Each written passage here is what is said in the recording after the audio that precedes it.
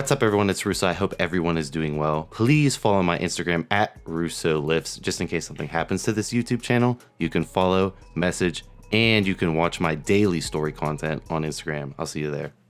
What's up, everyone? It's Russo. I hope everyone is doing well. I apologize for the last video with this microphone.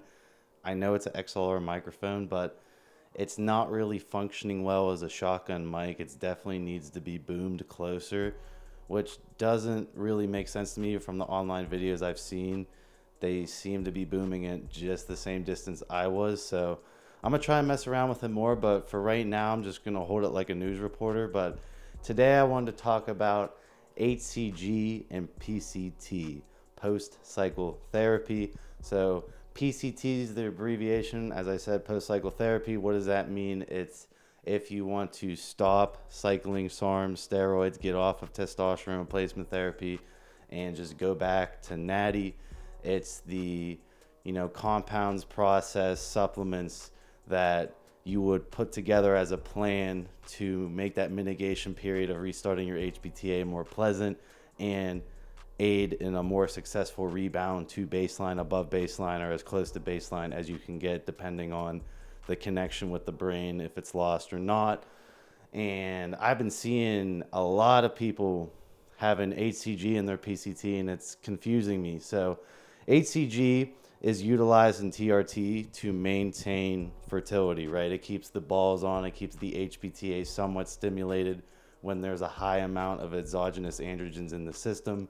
Without the HCG there, your balls would atrophy, shrink to the size of raisins, and there would be no luteinizing, no follicle stimulating hormone activation going on at all. So that's where the HCG comes in. The HCG maintains a synthetic LH to keep the balls active, to keep the balls full, and to overall have an easier time if, number one, you want to maintain fertility to have kids, or if you wanted to get off, your HPTA would be semi-active versus completely shut down, right? Tren, Deca, high doses without HCG is a much more harder shutdown than having HCG in there. That being said, HCG should not be run into PCT because it is synthetic, right? It's synthetic luteinizing hormone, meaning it's exogenously added in, replacing your natural LH production. And that's fine because you wouldn't have any LH production going on, like I said, on a massive cycle. But when you're PCTing, you want to try and give your body the most optimal environment to start with LH, FSH, get the natural levels back up. And there's also a debate with HCG if HCG down regulates, your sensitivity, your receptors to, having all the synthetic LH all the time, might make the normal natural amount of LH not as effective. I'm not really going to take a stance on that. Maybe someone more educated in the comments down below can fill me in, because that's a question I have for you guys. Is adding in HCG in these high dosages detrimental if you want to come off eventually and your body is used to having this amount of synthetic LH versus your natural LH? I don't know. Personally, my HCG protocols are pretty minimum, pretty standard, but looking around in the forums, I see people do much higher dosages. So if anyone wants to weigh in on their experiences with that, feel free. But HCG needs to be stopped before entering post-cycle therapy, right?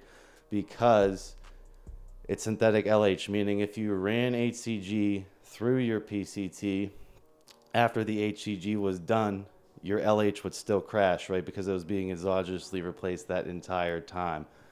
That is where there's a miscommunication, right? People think that I'll look at my Instagram DM box and it'll see like, oh, I got HCG for PCT, I'll be completely fine. Like, that's a fertility maintenance compound, and it's synthetic and it's suppressive. So running that through PCT is not going to aid in effect. In fact, it will most likely hurt HPTA recovery versus trying to create the most, optimal environment. Normally with, a SERM protocol would be way more optimal. But I just wanted to clear the air on that, and I want to, extend that question out about the sensitivity and downregulation, because I don't really know. I don't even know if there's a way to know with the limited data. But you can't be utilizing HCG into the PCT, right? HCG needs to be run, again, if you're cycling and you're ready to get off, you would add the HCG in, later in the cycle. If it's a 16-week cycle, if it's a 12-week cycle, last couple of weeks, and then you would cut it right as you're entering the PCT and make sure it's cleared before you're entering the PCT. Or if you're blasting and cruising, you're going to be on for a long period of time. It's obviously important to be added in to maintain fertility. But as far as restoring natural testosterone, it's synthetic LH, it's suppressive. It's like any other synthetic androgen in that aspect. It's not aiding in overall HPTA hormonal axis recovery. So keep that with a grain of salt and have your friends not run HCG into PCT and to utilize it correctly, and they will have a better time post-cycle. See you guys in my next video.